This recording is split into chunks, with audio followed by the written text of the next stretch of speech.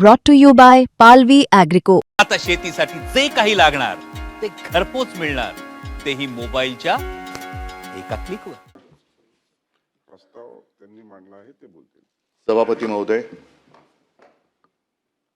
विधिमंडळाचं यावर्षीचं हे पहिलं अधिवेशन आणि या अधिवेशनाची सुरुवात आपण सर्वच जण एक दिग्मूढ अवस्थेमध्ये आहोत. आजपर्यंत नेहमी सभागृहात दिसणारे आपल्याला सर्वांनाच आपले वाटणारे अजितदादा या सभागृहात किंवा या विधिमंडळात आज दिसत नाही, ही खंत आपल्या सगळ्यांच्या मनात आहे. माणसं येतात, माणसं जातात, माणसं असताना त्यांचं महत्त्व कधी कळत नाही आणि ती नसतात त्यावेळेला त्यांचं महत्त्व कळून काही उपयोग होत नसतो.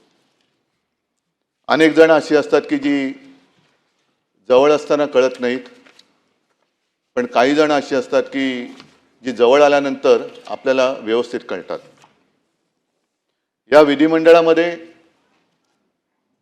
अनेकांच्या राजकीय कारकिर्दीची सुरुवात अजितदादांच्या बरोबरीनेच झाली असेल. काळ एकच आहे, साहजिकच आहे. विशेषतः माझ्या कारकिर्दीची सुरुवात ही अजितदादांच्या पक्षाच्या आणि त्यांच्या विचारधारणेच्या विरोधातली होती. आम्ही कधी एकत्र येऊ असं ध्यानीमनी सुद्धा वाटलं नव्हतं.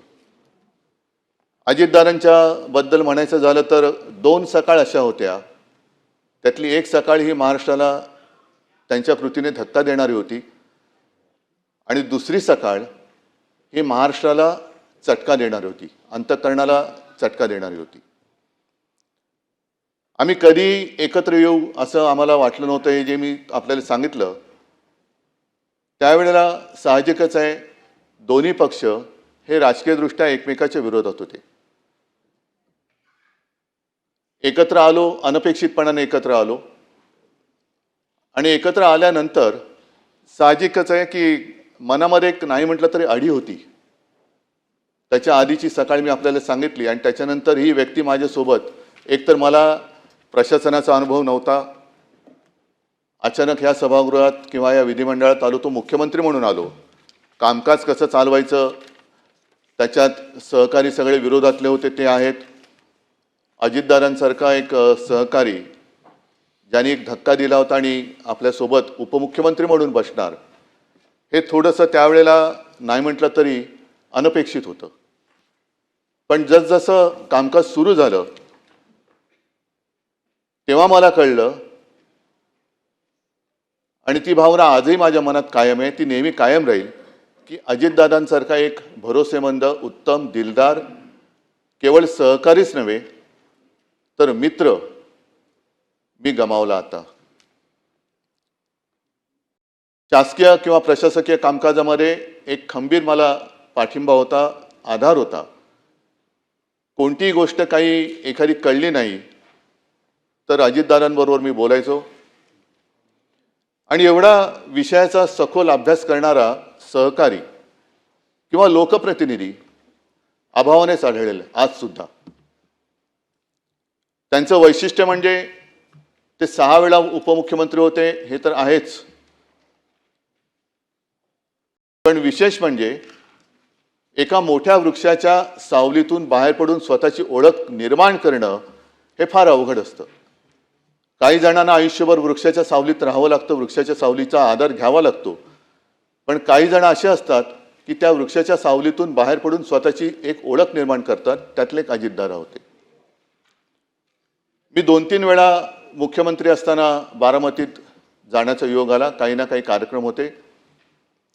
शेवटी जेव्हा गेलो होतो तेव्हा अजितदादा माझ्यासोबत मुंबईपासून त्या पूर्ण कार्यक्रम होत होते आणि तो काळ असा होता की माझ्या तब्येतीची तक्रार होत होती, म्हणजे मला उभं राहणं सुद्धा शक्य होत नव्हतं. तेव्हा अजितदादा मुद्दामून माझ्यासोबत आले होते आणि संपूर्ण रस्त्याने फिरताना मोठ्या उत्साहात बारामतीचा केलेला कायापालट ते मला दाखवत होते. इकडे पहिलं काय होतं, आता मी काय केलं, आणि हे सगळं बघणं हे अचंबित करणारं होतं. कारण बारामतीत त्याआधी मला तसं जाणं काही झालेलं नव्हतं.